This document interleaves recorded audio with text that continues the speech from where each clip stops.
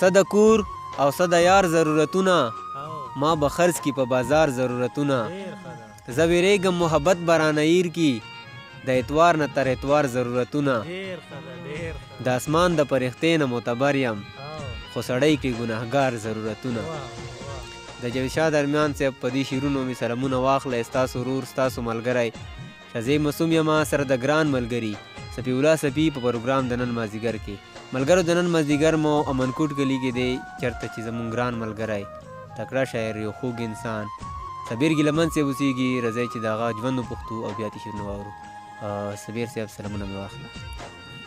وعلیکم السلام مسعود صاحب یو جهان مننه مو کوم غرونه مننه مو کوم چې دومره نه لیا وخت کې تاسو موږ د خپل قیمتي وخت وګو دومره د لرې نه راغی او موږ خورې جونګړ ته خپل تشریف وروړلو یو جهان مننه مو کوم.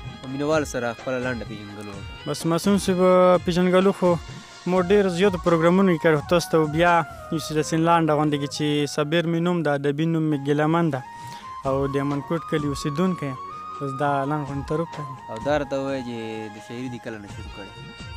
شاعري خو شوق مو سره سکول وخت نه و دا پردی غزلې مو اورېدلې ډېر زیات به نه مو ترسره کېدلو چې چا به و په هلک درونی نه پوهېدو خو به هر حال او بیا داسې لګیا و ټوټه پوټه خو مسلسل شاعري چې کومه ده 2016 نه بیا موږ هم شاعري بس دا پروګرامونه آغاز کړی. او کومې ټولنې سره ناسته پاسته کوي؟ ټولنه خو مخکې مو ګورګورۍ کې ګډون ټولنې سره تعلق لرلو بیا هغه په څه ستونزو باندې ختمه شوله او بیا اوس ټیري صدیق ادبي جرګې سره چې کومه ده بالخال هغې سره تعلق لرو. نو مینوال به په تمه وي که څه شعرونه غزلې تللی؟ خامخا یو څو شعره دي چې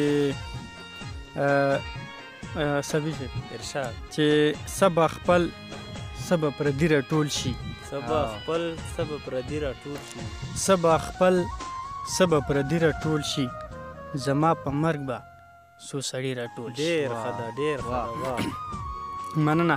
سبا خپل سبا پردي راټول شي زما په مرګ به څو سړي راټول شي او دستا دیدن ته مین داسې توبه او دستا دیدن ته مین داسې توبه دستا دیدن ته مین داسې توبه لکه خوږو باندې مې ګیره ډېر ښه ده دا شعر بیا وایه. مننه جي مننه جي. او چې ستا دیدن ته مین داسې توبه لکه خوږو ته چې مې ګیره ټول شي او چې اغیار راټول شي په خوښیو راټول اغیار راټول شي په خوښیو راټول. مسعود صاحب اغیار راټول شي په خوښیو راټول پښتون چې ټول شي په مرګي راټول شي. ډېر ښه ده دا شعر بیا وایه ډېر ښه ده. او مننه چې اغیار راټول شي په خوښیو راټول پښتون چې ټول شي په مرګي راټول شي. او مننه تو شعرونه نور دي دا ټول نوي دي د غلطۍ بخښنه غواړم چې تا غزل کم که ټپه در باندې وکم تا غزل کړم که ټپه در باندې وکړم تا غزل کم که ټپه در باندې وکم خیال مې دا دی چې لیک ښه در باندې وکم. ډېر ښه ده واه. او چې باور وکړه دومره خوږ را باندې لګي باور وکړه دومره خوږ را باندې باور وکړه دومره خوږ را باندې لګي چې دې وخورمه که څه در باندې وکړم. ډېر ښه دا شعر بیا وایه. او مننه جي شوخي او چې باور وکړه دومره خوږ را باندې لګي چې دې وخورمه که څه در باندې وکړم. او چې بیا چې چا د زړګی ورنه کې صبره بیا چې چا ته زړګی ورنه کې صبره چې وجود اوبه در باندې وکړم. ډېر ښه ده ډېر. او مننه غزل طرف ته برو شو اعلانډو بخرونو دا غلطۍ بخښنه غواړم وایي چې هغه چې غم را کوي ماله یې سم را کوي هغه چې غم را کوي ماله یې سم را کوي هغه چې غم را کوي ماله یې سم را کوي زه په کتاب مین یم دوی راله بم را کوي. ډېر ښه ده ډېر ښه ده بیا وایه. مننه جي چې زه په کتاب مین یم دوی راله بم را کوي. ډېر ښه ده. او نوره پرې نه پوهېږم نوره پرې نه پوهېږم ګل د شړشم را کوي. ډېر ښه ده ډېر. او چې زما خیرخوا دی هغه مسوم صاحب زما خیرخوا دی هغه څوک چې کلم را کوي. ډېر ښه ده ډېر ښه